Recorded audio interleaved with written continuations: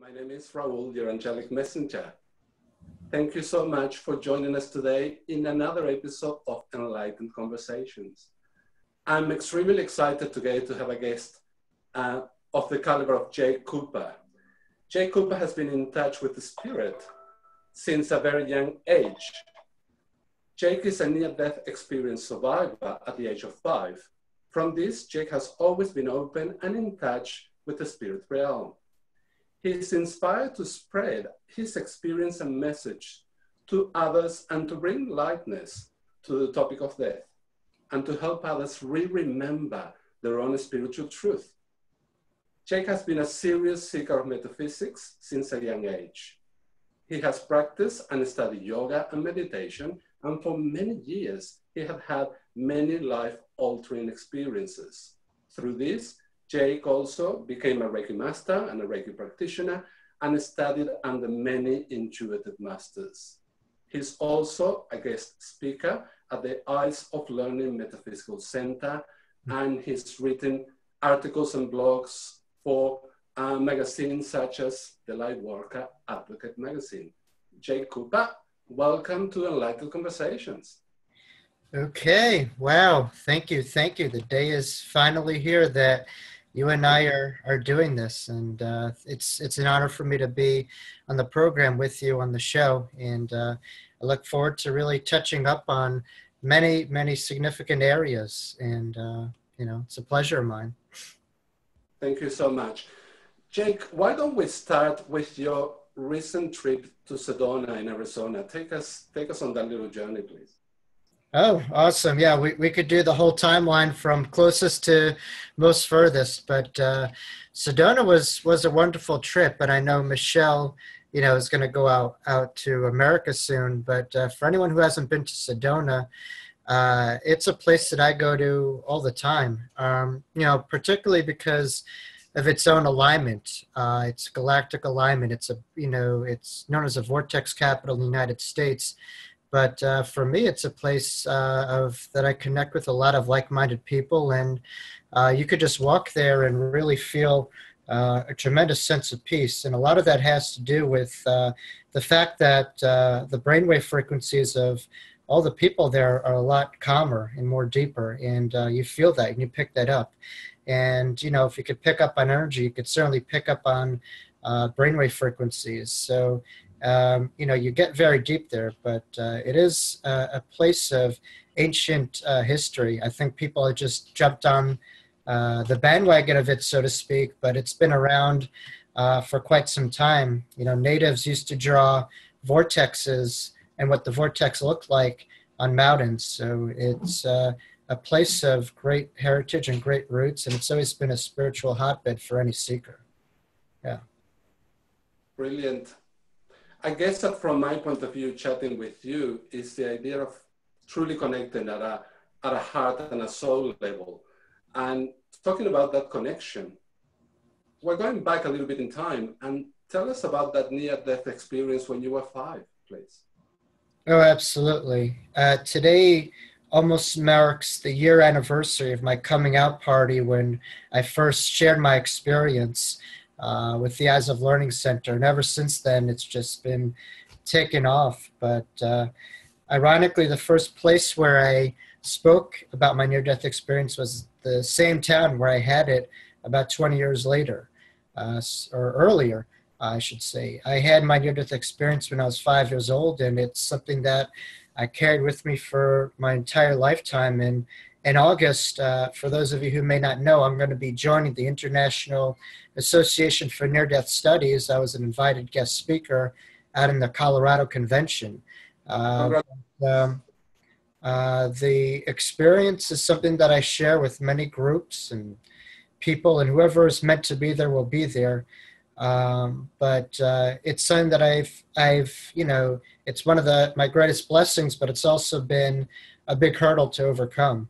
From all the trauma that I experienced, obviously, at such a young age, and having to live a life trying to put into words or feelings or understandings and to process what exactly I experienced and went through. That was pretty hard, but I think our bodies catch up with our minds, as we get older.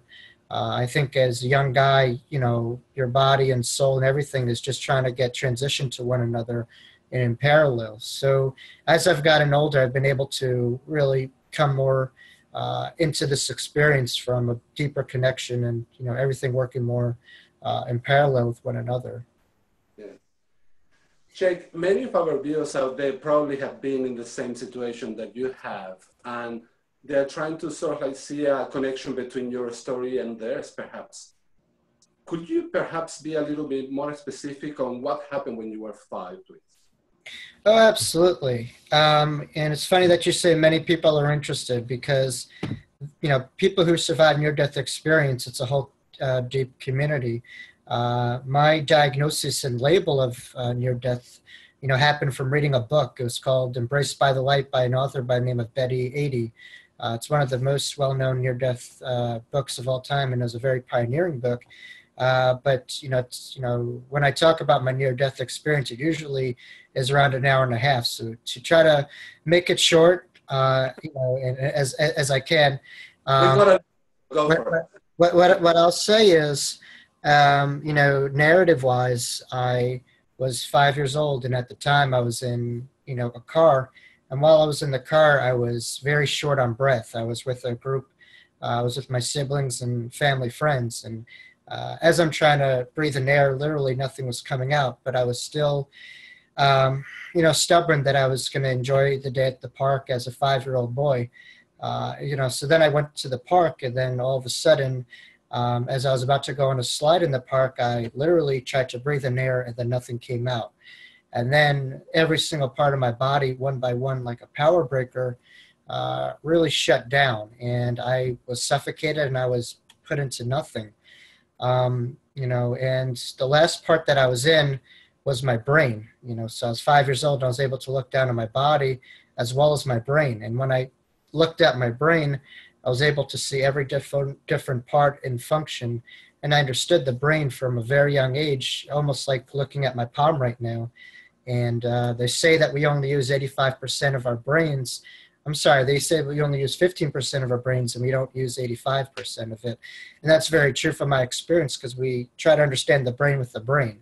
So I think from that experience, to really understand that you have to use you have to lose a lot of your higher wisdoms and deeper spiritual eyes to really understand what's going on. But anywho, as the last part that I was in was my brain, and all of a sudden, from a deprivation of oxygen, at the time I had a disease called whooping cough, which caused me to suffocate.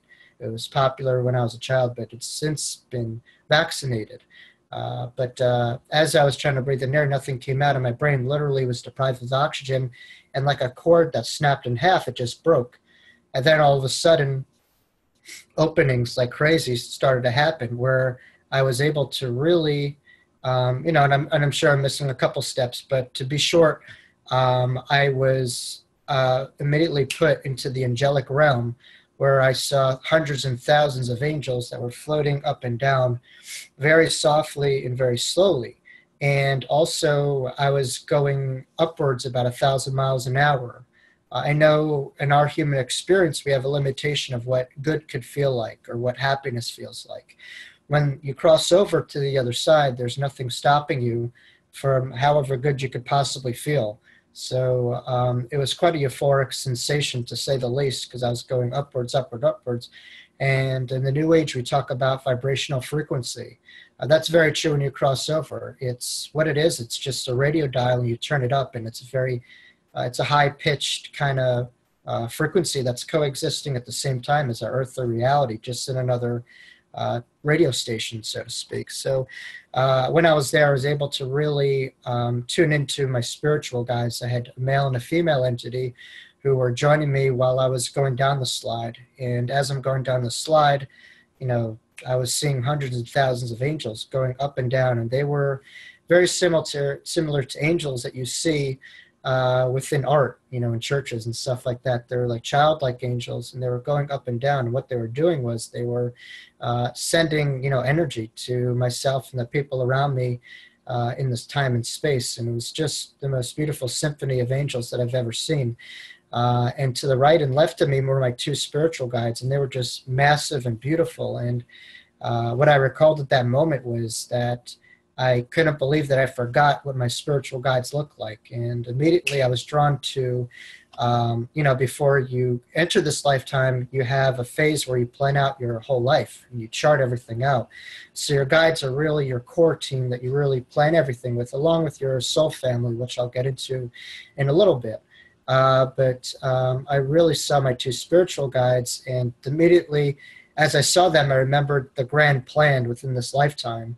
And I couldn't believe that I was about to actually cross over and almost abandon that plan that was so well thought out and orchestrated and planned and talked about while I was on the other side.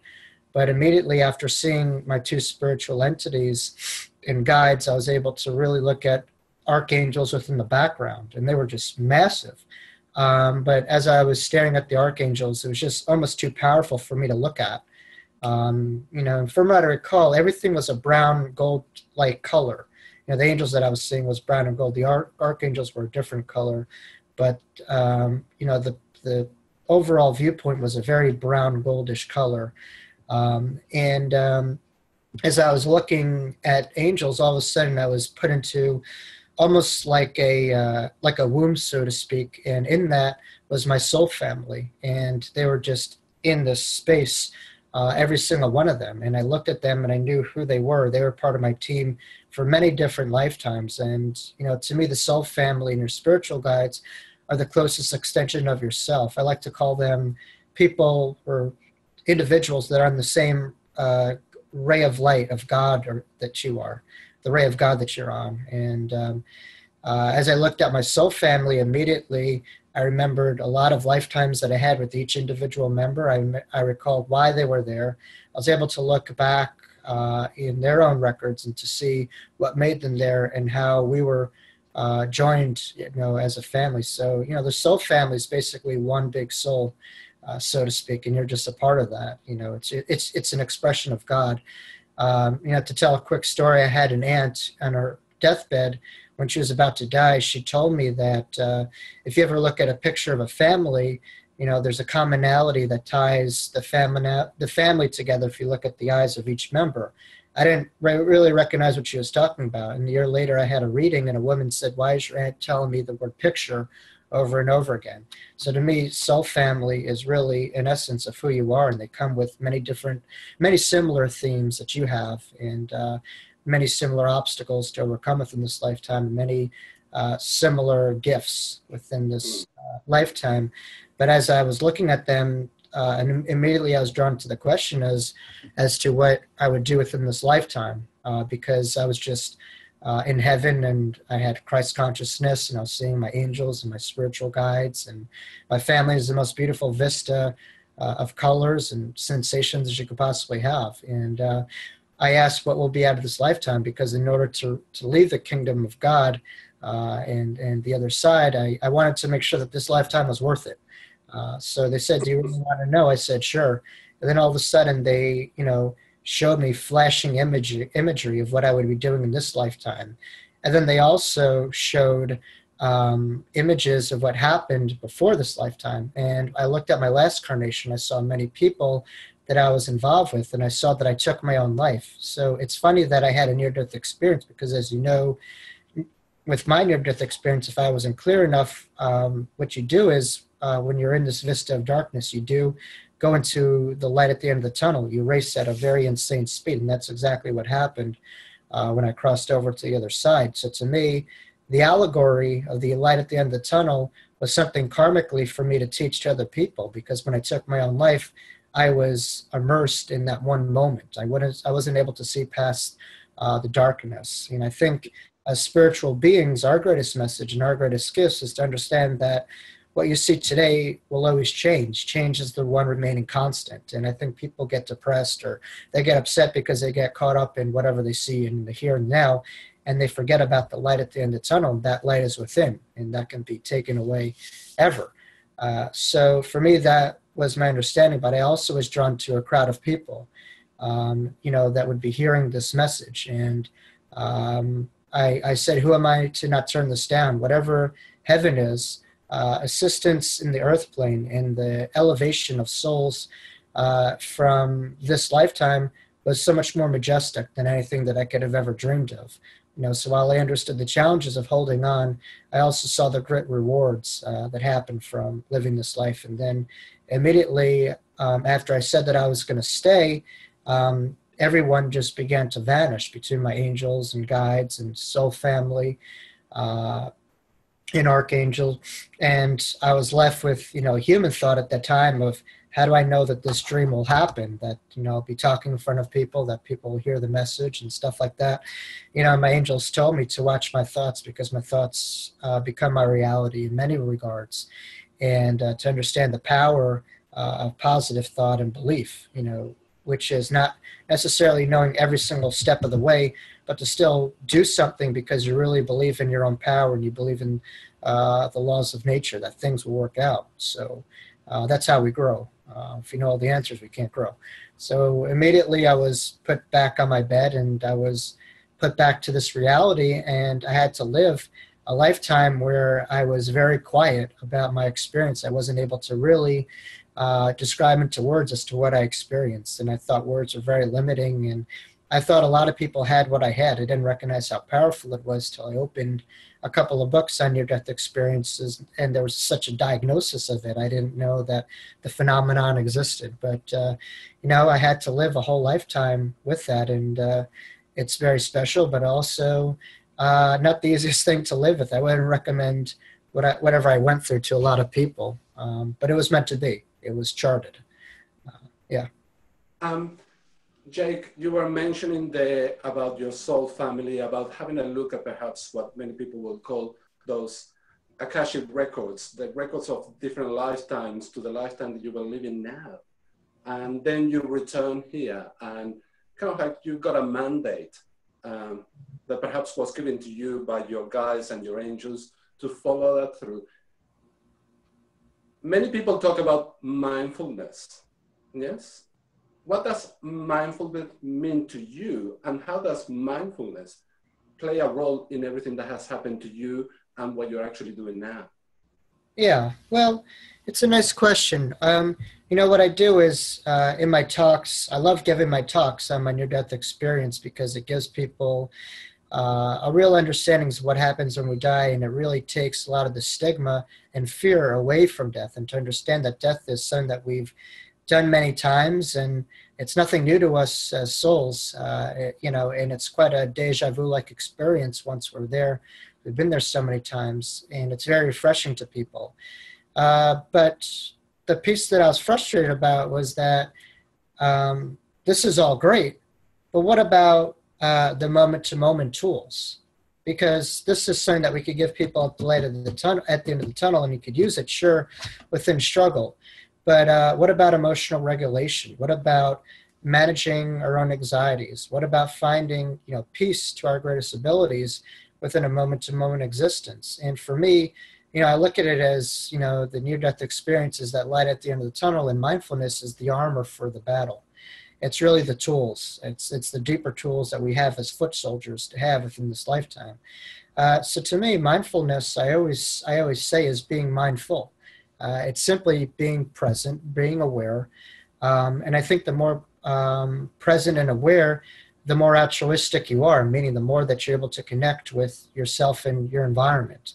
I think people get very frustrated when they get only consumed in their own thoughts, their own anxieties, their own worries, and they're becoming mindless because they're focusing on one aspect of themselves or one aspect of what's, a dysfunction, without recognizing their own garden that they've had.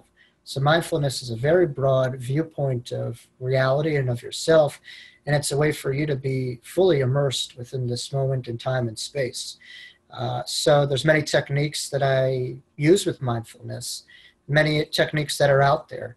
But to me, the biggest key is your breath work. I always say, that the breath is a real rhythm of our soul. And, once you're able to really connect to your breath and to be aware of it, you're being mindful. You're being aware, versus being mindless is just a product of your own anxiety and not really in a position where you understand what's going on and you have an understanding of your own thoughts with your own manifestations and your own physiological experience. So, mindfulness to me is a wonderful tool for many, but I think it's about, a lot of it is about breath work, so focusing on breathing, doing breathing exercises, but it's something that one can implement on a day-to-day existence, so when you see yourself going 1,000 miles an hour, almost reeling yourself in and recognize, wow, I'm going this fast.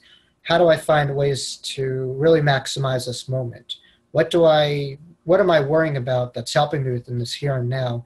And how could I maximize my breath, myself, this moment? So mindfulness really allows people to master each moment, moment by moment, to be more present within their lives.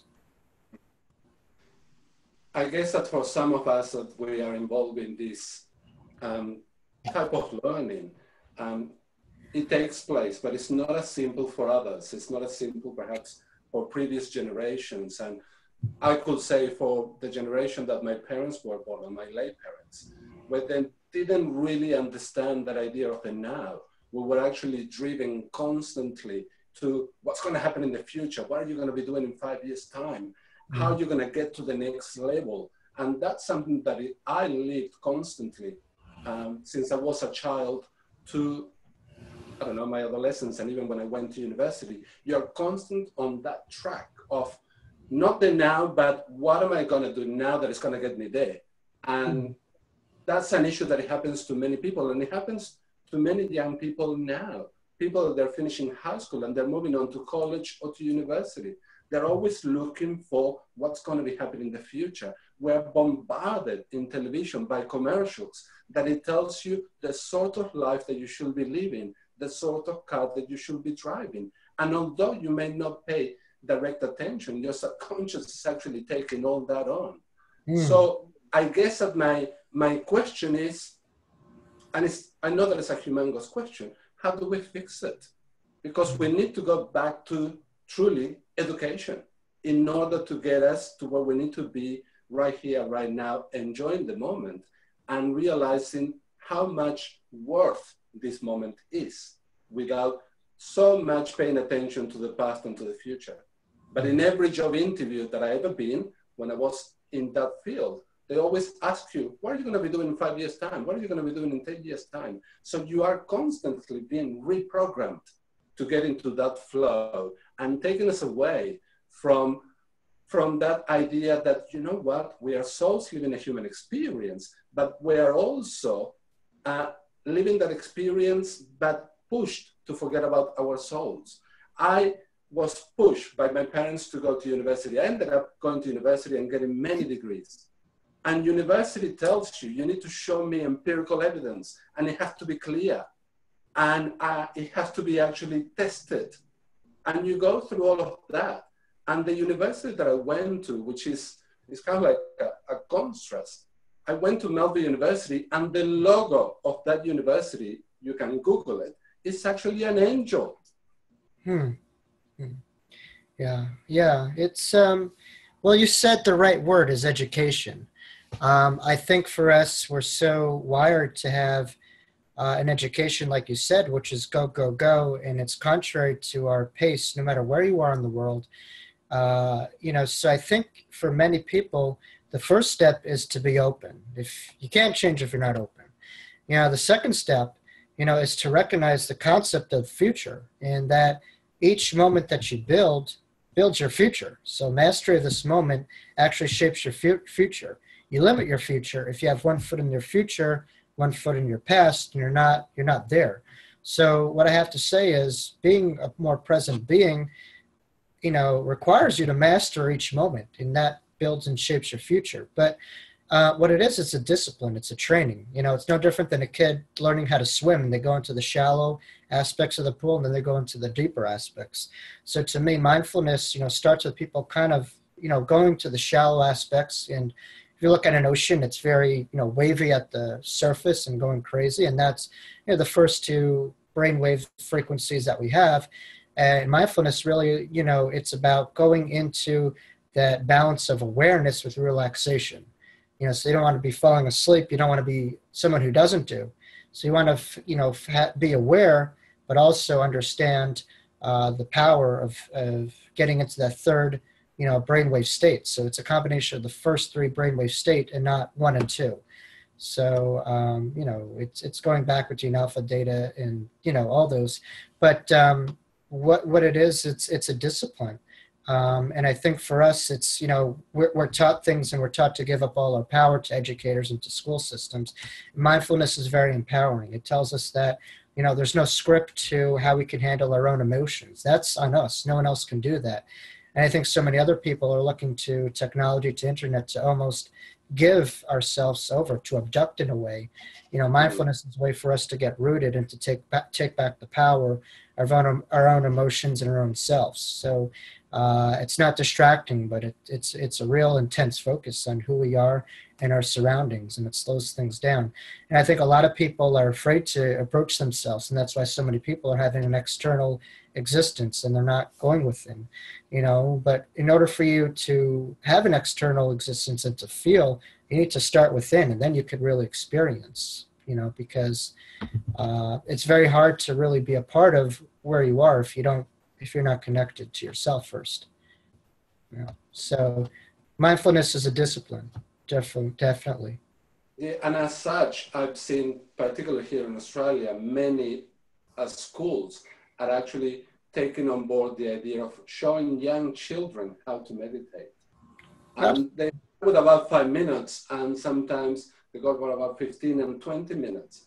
And to me, that's a huge step forward into getting those children to realize that going within is going to be a reflection of what you actually put out, and who's actually within your circle, and how you're going to be able to shape perhaps not only your classroom, your family, your little town, your big city, and the universe if you wanted to.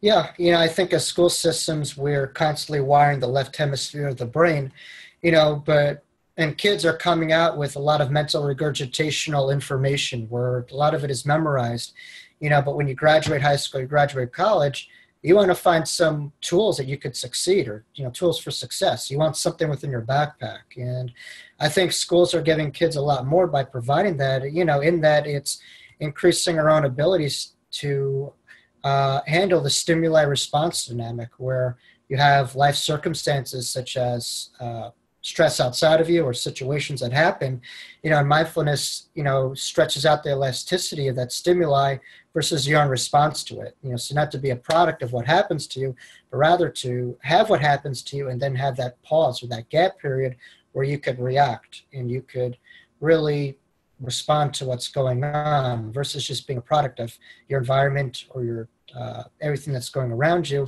and not really connected to your own abilities to view and handle your own emotions. So they're giving kids a lot by doing that, and they're allowing people to really expand their abilities to handle life circumstances, but also the brain. Mindfulness in meditation has been proven to expand upon the elasticity of the brain, which is the flexibility of our own brains to handle circumstances, but also really expands our brain in every shape and form. It maximizes our brain's capacity to handle stress, to retain information, to be concentrated, to be present. So, you could talk to kids until they're blue in the face, but if you don't know how to work the brain, how can we really be saying that we're getting the most out of our students? So they're giving kids a pamphlet and, a learning tool to really, manage your brain. And really learn how to make the most out of it. But, diet's key, exercise is key. So many other aspects, are involved within brain health. Having vitamins such as fish oil or supplements like that is great for the brain. So, there's so much, we take care of our bodies because we can physically see that. But with our brains, we're kind of neglectful in a way. We don't really see the importance of taking care of it, but there's so many ways to really nurture it and maximize our potential within it. Yes. Jake, what is your view? And I know that you practice meditation, but some people out there, perhaps they say, oh, every time that I'm trying to meditate, I cannot empty my mind. Do you subscribe to the thought or to the school of thought that in order to meditate, you need to empty your mind? I think what's happening is a lot of people are implementing societal values on meditation, where they're saying if I'm not feeling like the Dalai Lama, or if I'm not feeling like I'm in the Himalayas, I'm not meditating. A lot of these people probably aren't meditating because they're judging rather than experiencing. And they have a concept of perfection or success in the experience, but they don't understand that perfection within meditation is doing the best that you can. The fact that you're meditating, the fact that you're breathing, the fact that you're alive is a miracle in itself. So I think a lot of people, they're analyzing while meditating instead of just experiencing. So meditation, is a vacation from the way that we operate on a moment-to-moment existence. In that, moment-to-moment, we're constantly judging, we're constantly evaluating, we're constantly thinking about how this person perceives us or how I'm doing within this activity, if I'm perfect, if I'm dominant, if I'm, and meditation laughs at that. There's no such thing as perfect. There's no such thing as dominant. There's no such thing as the best or grand or great. There's some gurus out there who people think are great, but that's an illusion too. That means that person is separate than us, which is limited thought. So meditation is about experiencing. And a lot of people fight what's called the monkey mind, which is the mind that's constantly racing and constantly going. And that's how we're kind of wired, especially if you live in a city or, in a place where, that's just the pace, that at times is the way that the mind goes. So rather than fighting it, a part of, really going deeper with anything in life or to expand is to recognize where you are. It's kind of like a dialectical behavioral therapy type technique where in order for someone to get out of quicksand, the first step is to recognize that you're in it so that you can get out of it. So I think for people is to form an awareness of your thoughts and what's going on in a non-judgmental, non-critical way, and then to not form associations or attachments to those thoughts, but rather just to experience your breath and to recognize the value of not forming attachments to all those thoughts, and that they'll pass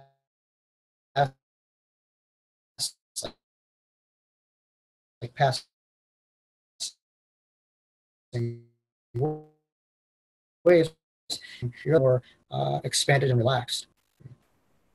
Thank you for that, Jake. I totally agree. To me, when I meditate, I just allow myself to go where it takes me. And if thoughts come into my mind, I just put them in little different boxes and I'll analyze them later just to keep on moving. And I'm feeling what I need to feel at the time. And at times it could be me just sitting under the tree, enjoying a cup of tea and truly looking at the leaves and having a look at the wonder that is in front of me. And it's as simple as that. And I don't put a value into what I need to actually get out of the experience. It's just much more just going with it. Yeah, when you put a value, you limit. And I think a lot of people, that's a defense mechanism because they're afraid of letting go. They're afraid of something new. We're more attracted to stuff that we're used to versus stepping into healthy activities that, could open us up. So it's the laws of familiars and how we're more comfortable doing what we're comfortable with that may be really in the long run uncomfortable for us and unhealthy for us. And that comes from the point of change. It's an openness. But as I said before, when you're listening to the trees and you're walking around, that's the point of meditation. It's to take every moment as new and not being that hamster on the wheel. And that's a form of enlightenment, So I think people really are able to be more present because they're coming from a cleaner slate and they're experiencing rather than going on their own experience in the past or what's going on. You're taking off that hamster wheel and you're living and you're experiencing the now as it is. So that will open people up to change. Indeed. Jake, when you go into your lecture rooms, and you do probably many of those, what is your primary objective? Yeah, well, I gave a lecture today.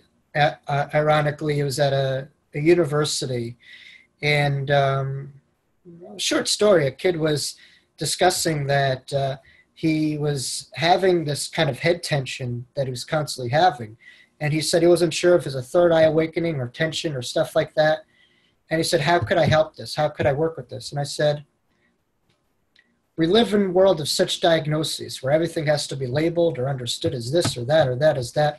And a part of that is our own wantingness to really grasp everything, but a part of it is when you're meditating is just you don't have to understand everything, but whatever is kind of painful to you or difficult, you let go, regardless of whatever label or understanding that you have of it.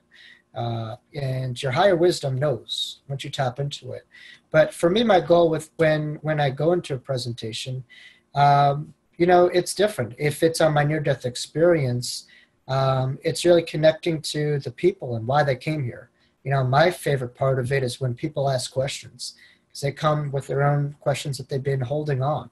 And it's a great relief once these questions have been answered. So many people come into talks with many different routes and many different stories and many different places where they're trying to find answers to.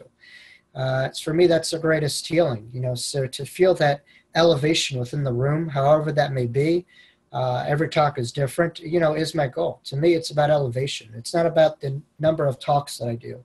It's not about the number of people that I reach. The only thing that matters is elevation to me, and increasing the vibrational frequency of participants in the room so that by choice they could take that with themselves within their weeks, within their lives, and that could have a ripple effect within their communities. But to me, I don't get involved in numbers. I don't get involved in results. I don't get involved in these things. I get involved in overall rise and growth, because that's why we're here, and that's that's why we're all here to help out each other for. So I think, many people get involved with age. They say, okay, this person lived 90 years.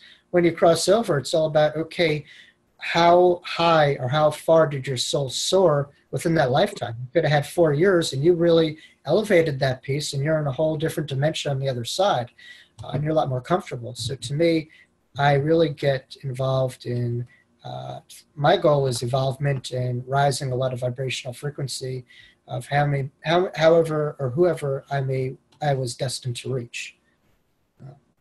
And that's probably that meeting that you have with your guides, and when they show you the snapshots of what your life is going to be like, that you actually paid attention, and perhaps your higher self, your soul, had an imprint of that it catapulted you to go there. Jake, in this age of technology, well, have a look at us. We're talking here and sharing all our information in an environment such as this one, Zoom, or it could be Skype, or it could be the phones. And well, I learned to type in a typewriter last century, yes. Kids nowadays, they are born with an iPad. And I had a little niece in Sydney that I wasn't able to download an app on my iPhone. And she said to me, I can download it for you. That idea that these kids understand technology so well, but are we losing that human connection because we're constantly looking down on our phone, or constantly even expressing emotion through a phone rather than you're sitting next to the person? Why don't you just tell them? Yeah. My favorite author and spiritual teacher of all time is named Shirley MacLaine. She also has the same birthday as me, April 24th. A couple of years earlier, though. My favorite book of all time, not by her, but in general, is a book called Out on a Limb. And if anyone's listening, I highly recommend taking a look at Out on a Limb. And Out on a Limb, one of the sayings in the book was, Shirley was with, I believe it was like a trans channeler, or it could have been an extraterrestrial, I'm not exactly sure.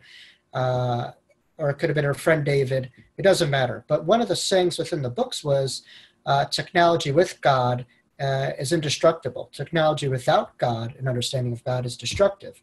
Meaning technology, or the higher wisdom that we have within our own infrastructures, within our own internet, within our own man-made stuff, which is really from other dimensions that we've put in here. And once we carry it for the greater good, and once we understand who it all comes from, where it all goes to, then it's good. Once we start competing with God within our own advancements, that's when we don't care about our environment. We don't care about what we do to one another. And it's all about, human beings trying to out-compete other human beings without an understanding of what is this all about and where does this all come from.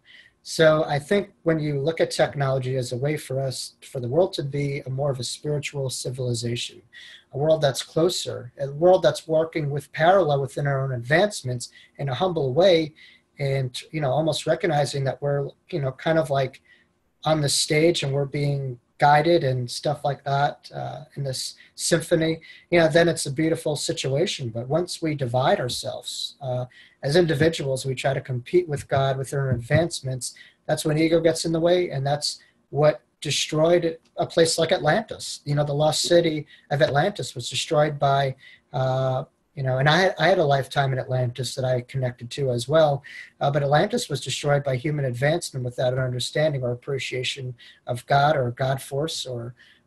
So it's, go forward, but don't forget where you came from. Don't forget where it all goes to. Don't forget the source of all, is a message of advancement. So it's a great test to all of us as human beings if we handle it the right way.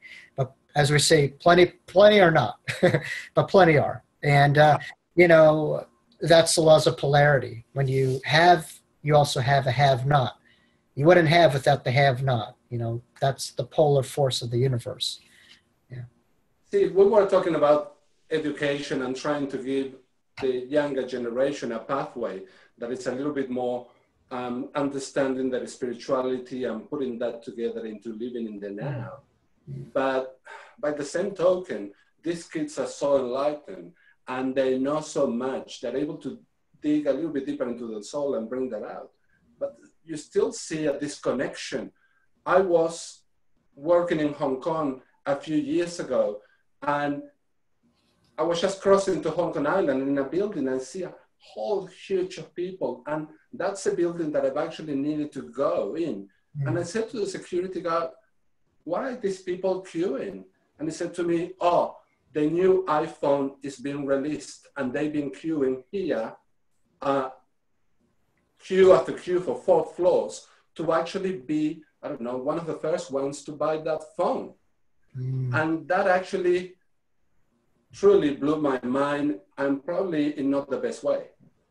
Mm. Yeah, well, a lot of people are abandoning the soul. They really are having this external existence where everything is banked on stuff outside of yourself. And materialism or these technological advancements are a great test to us. If we learn to walk in parallel with them, with our souls within our spiritual beings, it's great. It's almost like our body. I think if you understand your body as a vehicle, then you'll understand all other physicality or advancements as just a vehicle for your own advancements of your soul. But a lot of people are just, there's that disconnect. And, it's unfortunate because there's great passion, there's great energy. These people are waiting on lines for stuff. So there's drive. It's just misguided. It's just skewed in the wrong direction.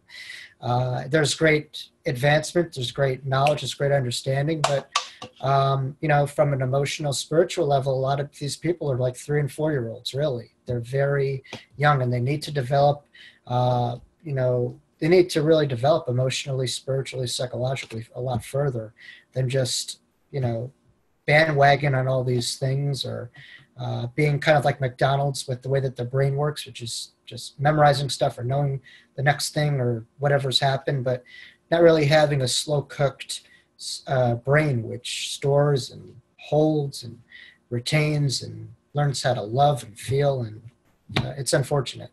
But, they should have a lot of these camps where kids are really connected to nature or other forces where they're learning how to feel and use other aspects of their being versus just having this limited, mindless existence. But that's out there, yeah.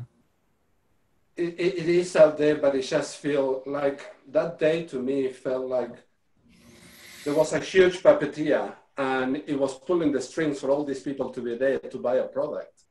And that at the end of the day, it's like, and I've been there when I was young, you always want the latest thing, the latest brand. But as you get older, you start thinking, really, if you want me to wear a pair of sunglasses with a brand on the side that is this huge, you better pay me because I've got other things to do than to publicize somebody else's products in a way that you're actually, in order for me to publicize that, you're actually getting me to pay money for it rather than me paying money for something that will actually make me feel a little bit better in this advancing world. And I'm not bashing advancement here because we're having this conversation due to the advance in technology. Absolutely. But it's the idea that said, I don't know, I don't need to wear a t-shirt that it has a brand on it. Well, like anything else, you always have the high road to choose or the low road, but a lot of this is inspirational for us spiritual seekers because it gives us a lot more fuel for our work. I think if we either run towards what we want or we're running away from that which we don't want, and it's painful. So for you, it sounded like this was like an aha moment or almost like awakening in a painful way. So enlightenment isn't always honky-dory and peaceful and stuff like that. A lot of it could be very painful, but it's needed to take you off your path into another higher path and to recognize, wow, there's so much more that I need to give. And even if I don't think that, let's say this is helpful, I'm looking what's out there. And, maybe I'm not Neil Donald Walsh or the Dalai Lama or whoever, but something, my words are needed, because right now there's a lot of dysfunction. There's a lot of turmoil. There's a lot of disconnect. And who am I to turn down that opportunity to at least try to make a change? And ultimately change happens whenever the person wants it to happen. But we have to throw out at least these filters, for things to happen so that there's more of an opportunity, so wherever this conversation may go, it reaches one person, that was it. But at least we had an opportunity and we're not neglectful of people out there. We're doing the best we can to get the message out there. We're not forceful of it, but we're providing opportunity and access. When I wrote my first book, I was talking to my angels and I said, well, who am I to write a book? And exactly what you said. And they said to me, if it reaches only one person, job well done. So that's what you're guided to do. Go for it. There's only one Dalai Lama. And why would you want to be the Dalai Lama when there's only one of you? Be you. That's right. And, I think you make a great point. People really do sell themselves short, but they also have a lot of narratives on who they think they are. I think I work, as a therapist full time. This is a large part of my work is the stories and stuff that who we think that we are. And I think for me, the changing point was once I had my spiritual enlightenment about 5 or 6 years ago, when I was literally out of my body for about 3 weeks, and I connected to you name it. And for me, that told me that it was a reminder, of what spiritual forces you have in your own backyard. And I swear to you, you could have the greatest, whatever you name it, but the ultimate palace is within. And many people ask me what heaven's like, and I could go through the geological contours of what it looks like, and I was kind of short with my descriptive of it because we're limited on time. There's so much to do, so little time. What I have to say is the ultimate heaven is you. Because when you think of that rich person in the castle, if they're empty, they're not going to enjoy it. Physicality will not have a whole new form. Now, if you're very well connected, that's your eternity. That's who you are. So you take you with you. You can't hide from you. So your connection to yourself is the ultimate bliss, is what I really do believe from my experience. That's the rich and depth of heaven, is your own elevation that happens within this lifetime in your relationship with yourself. I think that sometimes we want to know what heaven looks like because we're constantly reminded that we are surrounded by things perhaps that we don't want, rather than making an effort to truly surround yourself with perhaps things that you want, but that you need, and people that really want to be a part of your life because you've got something to offer and they're offering something back to you. That soul-to-soul connection, that idea of listening with your full body, not your ears, if you know what I mean. Yeah, well, it's also like saying being in a great place will make us great, or having a great job or something external. Today I went to a supermarket and I saw a man who was pushing carts. This man had a smile on his face. He was enjoying the day. The sun was out and he said hi to me. Versus a guy on Wall Street who's walking around, and not all of them are like that. There's plenty of people walking Wall Street who are some of the happiest people out there. But, someone who has a high-stress, high-taxing job who's not happy with what he has. And he's got the greatest home, but it's all a stone, empty existence. So I think it's very little to do with, an environment is important, but it's so much to do with how we perceive and our attitude towards whatever. Absolutely. I couldn't agree with you more, absolutely. The other side is no different. Yeah, I was on a project a few years ago in the Maldives, and immediately after that, I needed to go to a tiny little island in the South Pacific called Tuvalu. So I went from the sublime to perhaps the not so sublime on the other side of the world. And I was walking along, and I saw this elderly couple under a little tarpaulin, a little plastic thing, and they were looking at the beautiful water of the South Pacific. And I just thought, oh, poor things. And they just turned around, they looked at me, and they didn't have any teeth, but they gave me this beaming smile. And I just thought, Raul, what an arrogant so-and-so are you to think that they were having a really bad time when they were truly in the moment enjoying it. And I will never forget those smiles. They're engraved in my brain. And it was another aha moment that you realize, okay, have a look at it. So many people work in Wall Street for years to retire in an island, and there they were. Well, again, that's our existence. That's basking everything on the future, and retirement is the goal. But the journey doesn't mean much. The path doesn't mean much. Yes. And the only thing that we could guarantee right now is this moment in space and time, and our connections with our family. And you never know what life will bring you, and this is all you really have. So I think that that couple was a great teacher to you, and it's not to knock yourself. Smiles could be a great educational point to us to recognize, okay, it's not as bad as I'm making it. And what's the worst thing that could happen? Smiling doesn't take too much. And they're great teachers to you.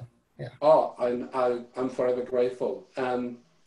Jake, we're coming to the end of our Enlightened conversation. Believe it or not, time has just flown by.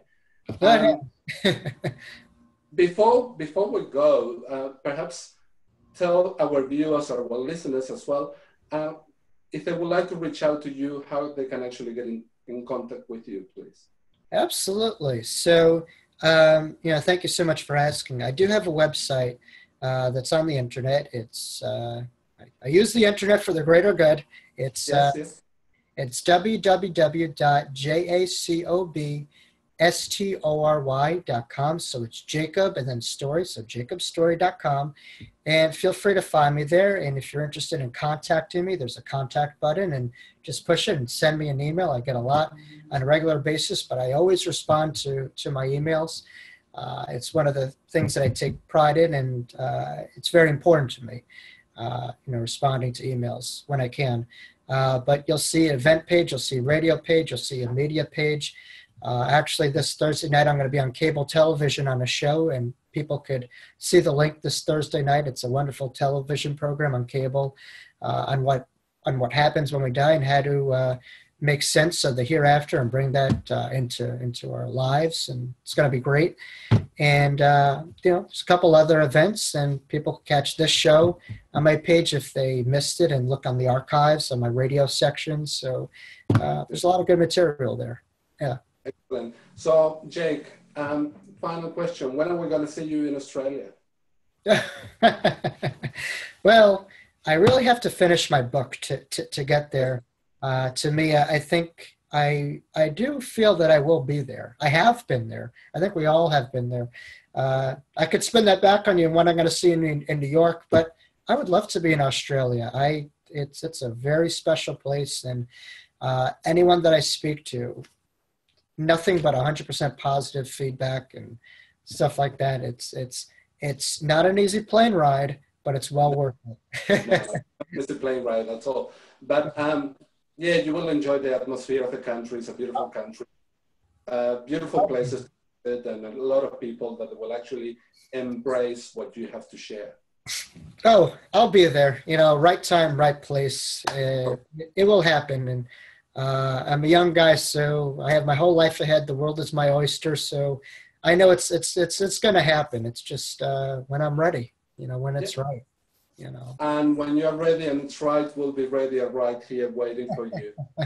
Jay Cooper, thank you so much for having a chat with us on Enlightened Conversations. We wish you all the best for the future, and thank you.